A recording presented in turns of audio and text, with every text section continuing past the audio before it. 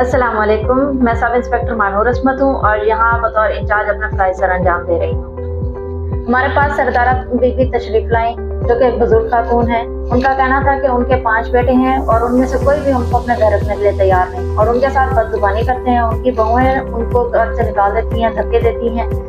झगड़ा तो बाबा करे यहाँ शुरू को चौथा 5वां साल है। 6 महीने पूरे मैं रुलदी रह गया। धीरे घर जवातरे घर कोई ना जा मेरे को टिकाण देंदा है। भेण दे घर टिक दी हामी पोत्र मेरे को ना मान देंदे हैं।